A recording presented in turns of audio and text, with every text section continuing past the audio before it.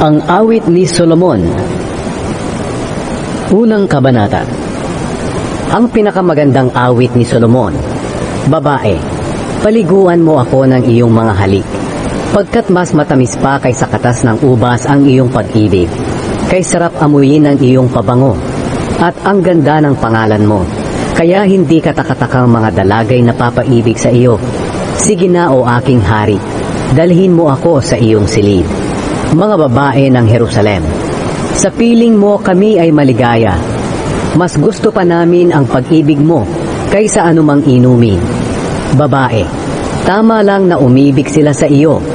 O mga babaeng taga-Jerusalem, maitim nga ako gaya ng mga tolda sa Kedar, pero maganda naman tulad ng kurtina sa palasyo ni Solomon. Huwag ninyo akong hamakin dahil sa kulay ng aking balat. Maitim nga pagkat nabibilad sa init ng araw. Nagalit sa akin ang mga kapatid kong lalaki, at doon sa ubasan ako'y pinagtrabaho nila. Dahil dito'y napabayaan ko ang sarili ko.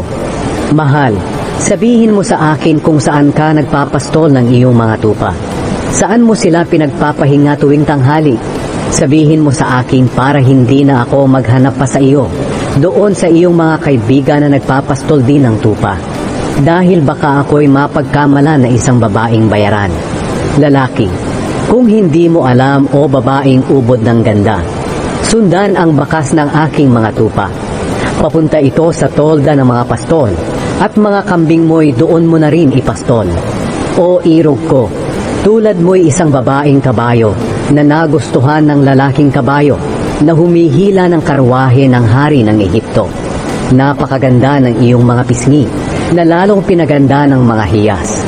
O anong ganda rin ng leeg mong sinuotan ng kwintas.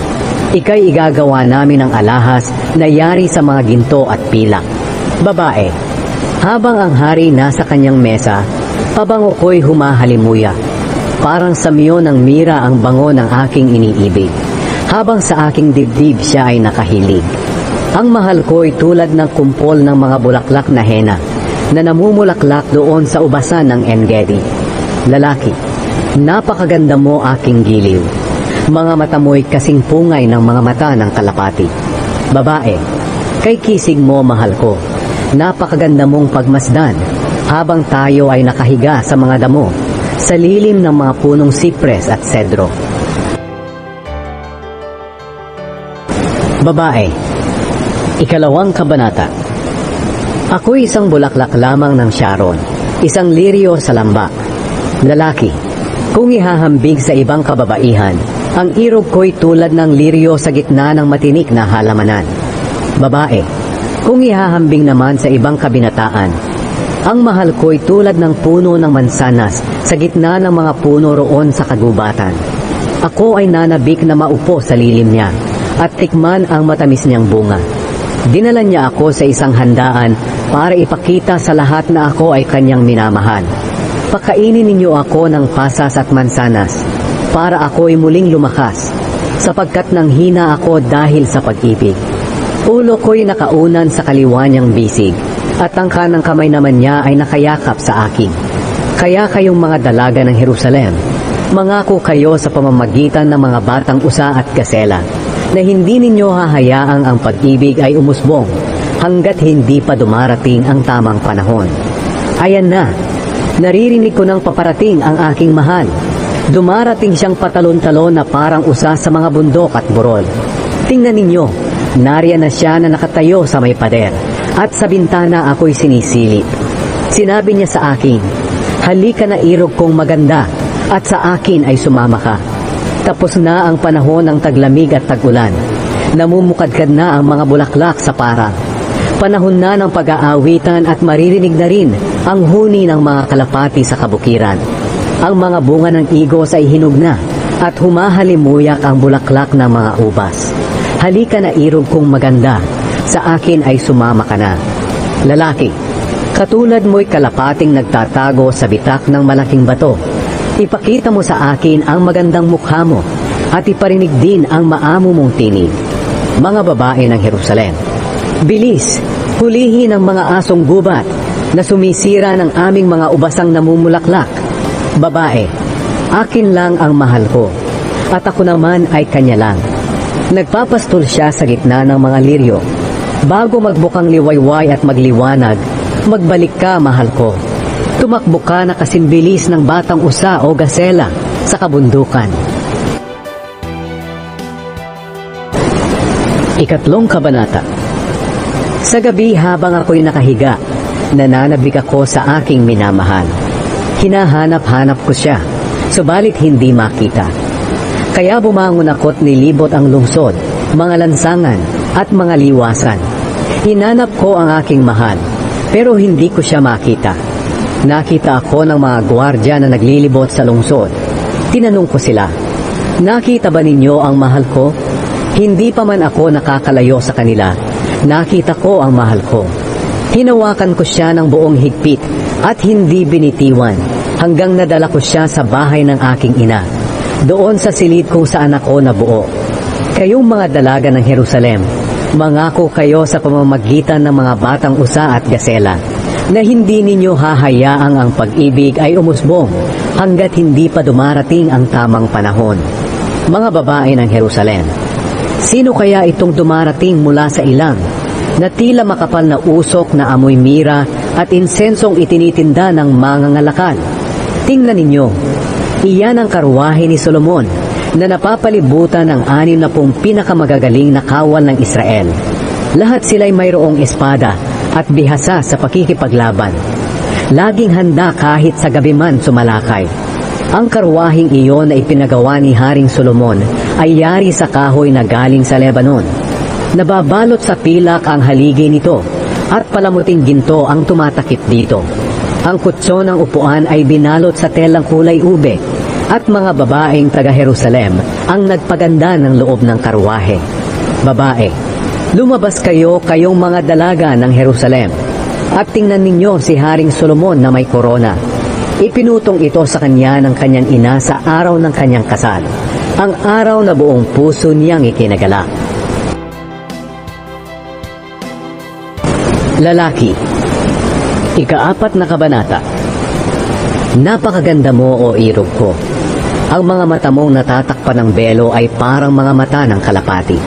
Ang buhok mo'y parang kawan ng kambing na pababa sa bundok ng Gilead. Ang mga ngipin mo'y kasimputi ng tupang bagong gupit at pinaliguan. Buong buo at maganda ang pagkakahanay. Ang mga labi mo'y parang pulang laso. Tunay ngang napakaganda. Ang mga piski mong natatakpan ng beloy, mamula-mula, na parang bunga ng pomegranata. Ang leeg mo'y kasing ganda ng tore ni David. Napapalamutian ng kwintas na tila 1,000 kalasag ng mga kawal. Ang dibdib mo'y kasing pikas ng tindig ng kambal na batang usa na nanginginain sa gitna ng mga liryo. Bago magbukang liwayway at bago mawala ang dilim, mananatili ako sa dibdib mong tila mga bundok na pinabango ng mira at insenso. O irog ko, ang lahat sa iyo'y maganda. Walang maipipintas sa iyo. O aking magiging kabiyak, sumama ka sa akin mula sa Lebanon. Bumaba tayo mula sa tuktok ng mga bundok ng Amana, Senir at Hermon, na tinitirhan ng mga leopardo at leon. O irog ko na aking magiging kabiyak, sa isang sulyap mo lamang at sa pang-akit ng iyong kwintas na napapalamutian ng iisang bato, ay nabihag mo na ang aking puso. Ang pag-ibig mo, aking irog, ay walang kasintamis. O aking magiging kabiyak, higit pa ito kaysa sa masarap na inumin. Ang samyo ng iyong pabangoy, mas mabango kaysa sa lahat ng pabango. Ang mga labi mo, aking magiging kabiyak, ay kasintamis ng pulot. Ang dila mo'y tila may gatas at pulot. At ang damit mo'y kasimbango ng mga puno ng sedro sa Lebanon. O irog ko, aking magiging kabiyak, tulad ka ng isang halamanan na may bukal at nababakuran. Ang mga puno'y namumunga ng pomegranata at iba pang mga piling bunga. Sagana ito sa halamang henna, nardo, saffron, kalamo at cinnamon, maging ng iba't ibang klase ng insenso, mira, aloe at iba pang mamahaling pabango. Tulad ka ng isang hardin na may bukal na umaagos mula sa mga kabundukan ng Lebanon. Babae, kayong hanging amihan at habagat, umihip kayo sa aking hardin upang kumalat ang bango nito. Papuntahin ang aking mahal sa kanyang hardin upang kainin ang mga piling bunga nito. Lalaki. 5 kabanata. Nasa hardin ako ngayon, aking irog na magiging kabiyak ko. Nanguha ako ng mira at mga pabango. Kinain ko ang aking pulot at ininom ang aking alak at gatas. Mga babae ng Jerusalem, kayong mga nagmamahalan, kumain kayo at uminom. Babae, habang ako'y natutulog, nanaginip ako. Narinig kong kumakatok ang mahal ko. Ang sabi niya, papasukin mo ako, irog ko. Basang-basa na ng hamog ang ulo ko. Pero sinabi ko, hinubad ko na ang aking damit. Isusuot ko pa ba itong muli? Hinugasan ko na ang aking mga paa. Dudumihan ko pa ba itong muli? Nang hawakan ng aking mahal ang susian ng pinto, biglang tumibok ng mabilis ang aking puso. Bumangon ako upang siya'y papasukin. At nang hawakan ko ang susian ng pinto, tumulo ang mira sa kamay ko. Binuksan ko ang pinto para sa aking mahal. Pero wala na siya. Hinanap ko siya pero hindi ko siya makita. Tinawag ko siya pero walang sumagot. Nakita ako ng mga gwardya na naglilibot sa lungsod. Pinalo nila ako at ako'y nasugatan. Kinuha pa nila ang aking damit. Kayong mga babae ng Jerusalem, mangako kayo sa akin. Kapag nakita ninyo ang aking mahal, sabihin ninyo sa kanyang nanghihina ako dahil sa pag-ibig. Mga babae ng Jerusalem, o babaeng pinakamaganda, ano bang mayroon sa iyong minamahal na wala sa iba? At kami ay iyong pinasusumpa pa. Siya ba'y talagang nakakahigit sa iba? Babae, ang aking mahal ay makisig at mamula-mula ang kutis. Nag-iisa lamang siya sa 10,000 lalaki. Mas mahal pa sa ginto ang kanyang ulo. Buhok niya'y medyo kulot at kasing itim ng uwa. Mga mata niya'y napakagandang pagmasdan, tulad ng mamahaling hiyas at tulad ng mata ng mga kalapati na kasing puti ng gatas sa tabi ng batis. Mga pisngi niya'y kasimbango ng harding puno ng halamang ginagawang pabango, at ang mga labi niya'y parang mga liryo na dinadaluyan ng mira. Mga bisig niya'y tila mahahabang bareta ng ginto na napapalamutian ng mamahaling bato. Katawa'y tila pangil ng elepante, makinang at napapalamutian ng mga batong sapiro. Mga paa niya'y tulad ng mga haliging marmol na nakatayo sa pundasyong ginto. Napakaganda niyang pagmasdan, tulad ng mga puno ng sedro sa Lebanon. Kay tamis halikan ang kanyang bibig. Tunay ngang siya'y kaakit-akit. O mga babae ng Jerusalem, siya ang aking mahal, ang aking iniibig. Mga babae ng Jerusalem, 6 kabanata. O babaeng pinakamaganda, nasaan na ang iyong mahal? Saan siya nagpunta upang matulungan ka naming hanapin siya? Babae, ang aking mahal ay nagpunta sa hardin niyang puno ng halamang ginagawang pabango, upang magpastol doon at kumuha ng mga liryo. Ako'y sa aking mahal, at ang mahal ko naman ay sa akin lang. Nagpapastol siya sa gitna ng mga liryo. Lalaki, o napakaganda mo, irog ko. Kasing ganda ka ng lungsod ng Tirza, at kabigha-bighani gaya ng Jerusalem. Kamangha-mangha ka gaya ng mga kawan na may dalang mga bandila. Huwag mo akong titigan, dahil hindi ko ito matagalan. Ang buhok mo'y parang kawan ng kambing na pababa sa bundok ng Gilead. Ang mga ngipin mo'y kasimputi ng tupang bagong paligo. Buong buo at maganda ang pagkakahanay nito. Mamula-mula ang noo mong natatakpan ng belo, tulad ng bunga ng pomegranata. Kahit na ako'y may 60 asawang reyna, 80 asawang alipin, at hindi mabilang na mga dalaga, nag-iisa lang ang aking sinisinta. Tunay na maganda at walang kapintasan. Ang tanging anak na babae ng kanyang ina at pinakapaborito pa. Ang mga babaeng nakakakita sa kanya ay hindi mapigilang purihin siya, kahit na ang mga asawang reyna at asawang alipin ay humahanga sa kanya. Ang sabi nila, sino ba ito na kapag tiningnan ay parang bukang liwayway ang kagandahan? Kasing ganda siya ng buwan, nakakasilaw na parang araw, at nakakamangha tulad ng mga bituin. Pumunta ako sa taniman ng almendro para tingnan ang mga bagong tanim na sumibol sa may lamba, at para tingnan na rin kung umuusbong na ang mga ubas, at kung ang mga pomegranata ay namumulaklak na. Hindi ko na malayan, ako pala'y nandoon na sa maharlikang higaan kasama ang aking mahal. Mga babae ng Jerusalem, bumalik ka, dalagang taga-Shulam. Bumalik ka para makita ka namin. Lalaki, bakit gusto ninyong makita ang dalaga ng Shulam na sumasayaw sa gitna ng mga manunood? Ikapitong kabanata. O maharlikang babae, napakaganda ng mga paamong may sandalyas. Hugis ng iyong mga hitay parang mga alahas na gawa ng bihasa. Ang pusod mo'y kasimbilog ng tasang laging puno ng masarap na alak. Ang baywang mo'y parang ibinikis na trigong napapaligiran ng mga liryo. Ang dibdib mo'y tila kambal na batang usa. Ang leeg mo'y parang toreng gawa sa pangil ng elepante. Ang mga mata mo'y kasing linaw ng batis sa Hesbon, malapit sa pintuang bayan ng Bet-Rabim. Ang ilong mo'y kasing ganda ng tore ng Lebanon na nakaharap sa Damasco.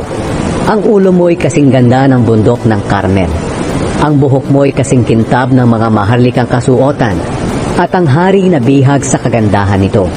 O napakaganda mo, aking sinta, umaapaw ka sa kariktan. Ang tindig mo'y parang puno ng palma, at ang dibdib mo'y parang mga bunga nito.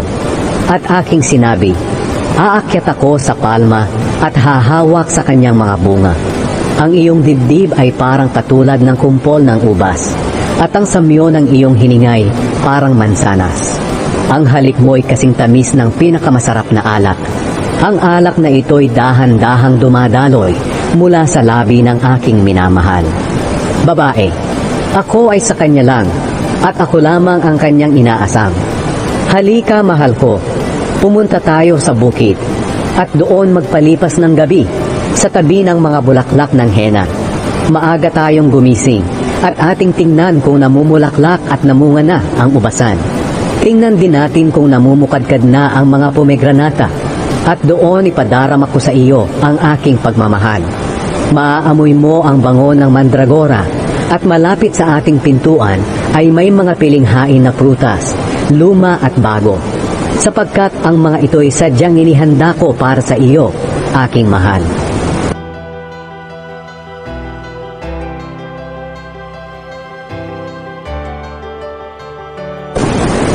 Ikawalong kabanata.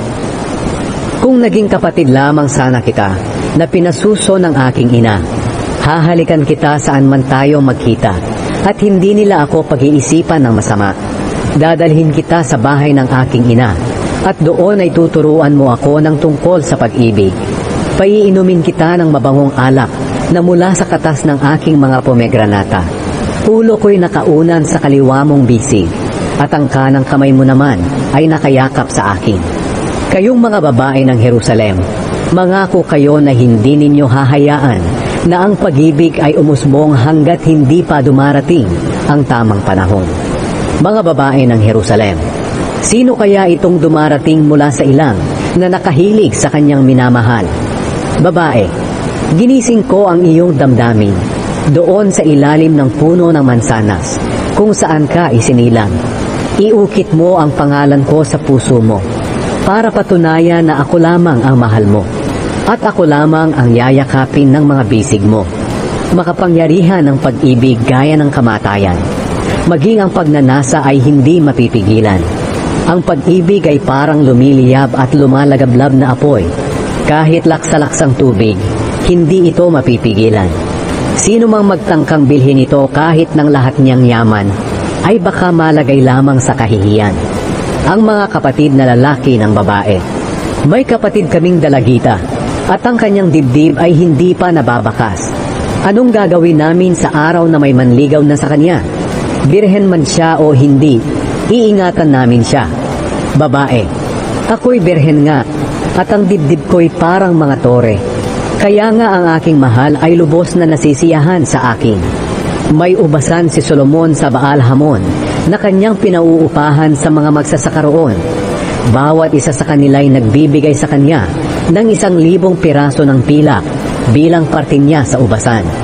Ikaw ang bahala, Solomon, Kung ang parte mo ay 1,000 piraso ng pilak at ang parte ng mga magsasaka ay 200 piraso ng pilak, pero ako na ang bahala sa sarili kong ubasan. Lalaki, o irog kong namamasyal sa hardin, mabuti pa ang mga kaibigan mo. Naririnig nila ang iyong tinig. Iparinig mo rin ito sa akin. Babae, halika aking mahal. Tumakbo ka ng mabilis, gaya ng usa sa kabundukan na punong-puno ng mga halamang ginagawang pabango.